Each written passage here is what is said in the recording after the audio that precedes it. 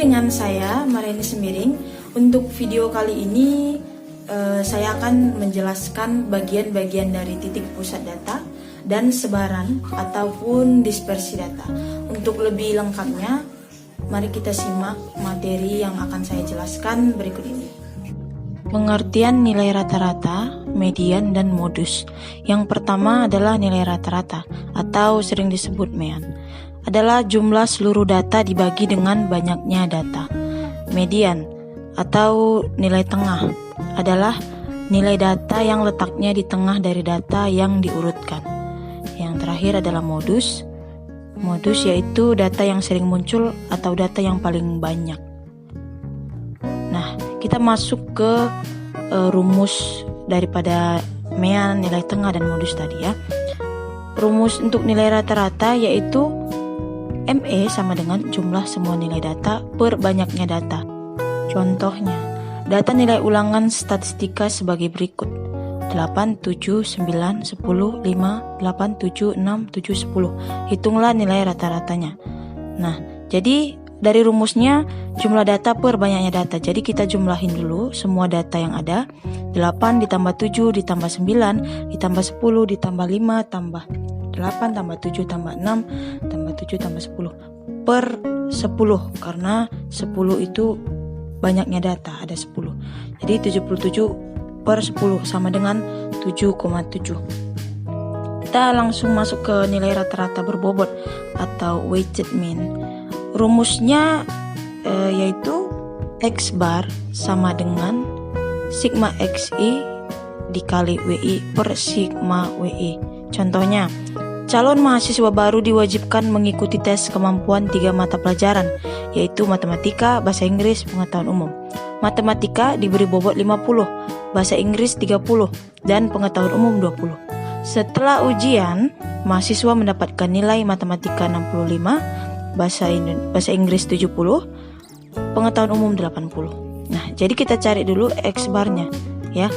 Jadi diketahui X itu nilai yang didapat setelah ujian. Nah, jadi kita anggap X1-nya adalah 65, X2-nya bahasa Inggris 70, dan X3-nya pengetahuan umum 80 ya. Sedangkan W-nya itu diambil dari nilai bobot. Ya, matematika tadi diberi bobot 50, jadi W1, W2 30, W3 20. Nah, jadi kita masukkan ke rumus X bar sama dengan XI dikali WI. Nah, 65 dikali 50 ditambah 70 dikali 30 ditambah 80 dikali 20 per WI, yaitu bobot nilainya 50 tambah 30 ditambah 20. Hasilnya sama dengan 6.950 per 100 sama dengan 69,5. Nah, kita lanjut ke median ya. Tadi median itu adalah nilai tengah. Jadi kita disuruh menentukan nilai tengah dari suatu data. Ini contohnya, kita langsung lihat. Data nilai ulangan statistika 8, 7, 9, 10, 5, 8, 7, 6, 7, 10. Nah, maka yang pertama kali kita harus mengurutkan dulu datanya dari data terkecil hingga terbesar. Setelah sudah berurut seperti ini, maka kita tentukan nilai tengahnya. Nah, karena kebetulan data ini ada 10 data, jadi pertengahannya antara 7 dan 8, maka kita tambahkan 7 ditambah 8 per 2 sama dengan 15 per 2, hasilnya sama dengan 7,5. Maka mediannya adalah 7,5. Nah, modus yaitu tadi data yang paling sering muncul, ya kan? Nah, dari data yang contoh yang sama, data yang sering muncul yaitu angka berapa? Angka 7, karena dia munculnya yang paling banyak, yaitu 3 kali. Nah, kita lanjut ke keuntungan dan kerugian menggunakan masing-masing pusat data tersebut. Nah, tadi kita sudah perhitungan.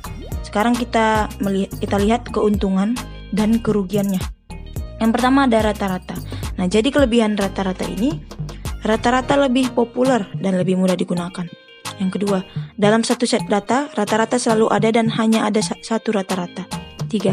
Dalam perhitungannya, selalu mempertimbangkan semua nilai data. Keempat, tidak peka terhadap penambahan jumlah data. 5. Variasinya paling stabil. 6 cocok digunakan untuk data yang homogen. Nah, kelemahannya yaitu yang pertama sangat peka terhadap data ekstrim. Jika data ekstrimnya banyak, rata-rata menjadi kurang mewakili atau representatif. Yang kedua, tidak dapat digunakan untuk data kualitatif, hanya untuk kuantitatif saja. Dan yang ketiga, tidak cocok untuk data heterogen. Selanjutnya ada median. Median juga punya kelebihan dan kekurangannya. Yang pertama, kelebihannya tidak dipengaruhi oleh data ekstrim. Kedua, dapat digunakan untuk data kualitatif maupun kuantitatif. Yang ketiga, cocok untuk data heterogen. Nah, kelemahannya yaitu tidak mempertimbangkan semua nilai data, kurang menggambarkan rata-rata populasi, peka terhadap penambahan jumlah data. Nah, untuk yang modus, kelebihan modus itu tidak dipengaruhi oleh data ekstrim. Yang kedua, cocok digunakan untuk data kuantitatif maupun kualitatif. Nah, kelemahannya, modus tidak selalu ada dalam satu set data. Kadang dalam satu set data terdapat 2 atau lebih modus. Jika hal itu terjadi, modus menjadi sulit digunakan. Yang kedua, kurang mempertimbangkan semua nilai. Yang ketiga, peka terhadap penambahan jumlah data. Selanjutnya kita masuk ke perhitungan rentang atau range ya. Jadi rumusnya itu R sama dengan X max dikurang X min. Maksudnya rentang sama dengan data terbanyak dikurang data terkecil. Nih, kita langsung lihat ke contoh ya. Hitunglah rentang dari data 20, 21, 19, 17, 20, 21, 23, 24, 25. Nah, data terbesarnya yaitu 25 karena 25 paling besar ya. Dikurang yang paling kecil yaitu 17. Maka 25 dikurang 17 sama dengan 8. Selanjutnya adalah rata-rata deviasi. Rumusnya seperti yang kita lihat, MD sama dengan sigma angka mutlak X dikurang X rata-rata per N. Nah, di sini udah dijelaskan MD itu keterangannya X bar N, lambang nilai mutlak dan seterusnya. Nah, kita langsung masuk ke contoh aja ya. Nah, jadi di contoh ini data nilai ulangan 67697786. Nah, kita cari dulu rata-ratanya. Maka rata-rata kita tambahkan per banyaknya data, hasilnya 56/8 sama dengan 7. Lalu kita cari sigma angka mutlak X-nya ya, dikurang X rata-rata. Nah, jadi 6 dikurang 7 ditambah 7 dikurang 7 ditambah 6 dikurang 7 ditambah 9 dikurang 7 ditambah 7 kurang 7 tambah 7 kurang 7 tambah 8 kurang 7 tambah 6 kurang 7 sama dengan. Nah, karena angka mutlak itu akan selalu positif. Jadi walaupun hasilnya negatif, maka karena angka mutlak maka hasilnya positif. Seperti 6 dikurang 7 itu hasilnya adalah 1 karena angka mutlak. Ditambah 7 dikurang 7 0, 6 dikurang 7 1, 9 kurang 7 2, 7 kurang 7 0, 7 kurang 7 0, 8 kurang 7 1, 6 dikurang 7 1. Jadi hasilnya adalah 6. Maka kita cari SR-nya.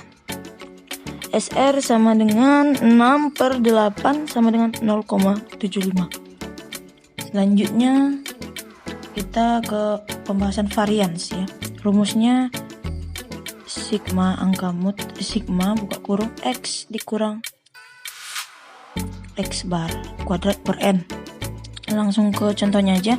12 ditambah 20 ditambah 15 tambah 18 ditambah 15 tambah 12 tambah 13 tambah 15 per 8 sama dengan 120 per 8 sama dengan 15. Nah, bedanya sama yang tadi, ini kuadrat ya. Jadi dikuadratkan hasil rata-rata yang tadi. Nah, kita masuk ke 12 dikurang 15 kuadrat dan seterusnya. Hasilnya 9 tambah 25 tambah 0 tambah 9 tambah 0 tambah 9 tambah 4 tambah 0 sama dengan 56. Nah, sigma 56 per 8 maka hasilnya adalah 7. Kita next ke standar deviasi. Langsung ke contoh soalnya ya. Tentukan simpangan baku dari data berikut ini. 5, 9, 7, 6, 7, 8, 12, 10. Nah, rumusnya yaitu S sama dengan akar dari sigma X min X bar pangkat 2 per N. Nah, tetap aja kita pertama itu cari dulu rata-ratanya. Nah, setelah dapat rata-ratanya, rata-ratanya ini kan 8 ya. Kita masukkan 5 dikurang 8 kuadrat ditambah 9 dikurang 8 kuadrat ditambah 7 dikurang 8 kuadrat ditambah 6 dikurang 8 kuadrat, ditambah 7 dikurang 8 kuadrat, ditambah 8 kurang 8 kuadrat, ditambah 12 kurang 8 kuadrat, ditambah 10 dikurang 8 kuadrat. Maka hasilnya 9 tambah 1 tambah 1 tambah 4 tambah 1 tambah 0 tambah 16 tambah 4 sama dengan 36. Setelah udah dapet, kita lanjut ke pencarian standar deviasinya ya. Nah tadi kan rumusnya akar dari sigma x min x bar kuadrat per n. Nah tadi udah dapet kan nilaimu, maka E sama dengan akar dari 36 per 8 sama dengan 18 per 4. Maka hasilnya 3 per 2 akar 2. Next, mengenai kelebihan dan kekurangan rentang atau range. Yang pertama, kelebihannya dapat digunakan dalam waktu singkat untuk menggambarkan penyebaran data. Adapun kekurangannya yaitu sifatnya labil dan kurang teliti karena tergantung nilai ekstrimnya. Yang kedua, tidak memperhatikan distribusi yang terdapat dalam range itu sendiri. Yang kedua, ada rata-rata deviasi. Nah, keuntungannya untuk mengetahui seberapa jauh nilai data menyimpang dari rata-ratanya. Adapun kerugiannya yaitu jika nilai deviasi yang bertanda negatif sama besar dengan nilai deviasi yang bertanda positif, maka deviasi rata-rata yang merupakan penjumlahan akan sama dengan 0. Selanjutnya ada varians. Keuntungannya mampu melakukan uji perbandingan untuk banyak variabel. Sedangkan kerugiannya yaitu nilai varians dalam bentuk kuadrat seperti tahun kuadrat dalam hal tertentu lebih sulit menginterpretasikannya dibandingkan dengan ukuran range yang merupakan selisih nilai tertinggi dan nilai terendah, atau deviasi rata-rata yang merupakan rata-rata hitung selisih data dari rata-rata hitungnya. Selanjutnya adalah standar deviasi. Keuntungannya kita dapat melakukan operasi aljabar dan tidak terlalu terpengaruh oleh fluktuasi pengambilan sampel daripada kebanyakan ukuran dispersi lainnya. Yang kedua, dimungkinkan untuk menghitung standar deviasi gabungan dari 2 atau lebih kelompok. Ini tidak mungkin dilakukan dengan tindakan lain apapun. Video mengenai titik pusat data dan sebaran ataupun dispersi data. Jikalau ada pertanyaan ataupun tambahan dari teman-teman sekalian, silahkan ditulis di kolom komentar. Sekian dari saya, terima kasih.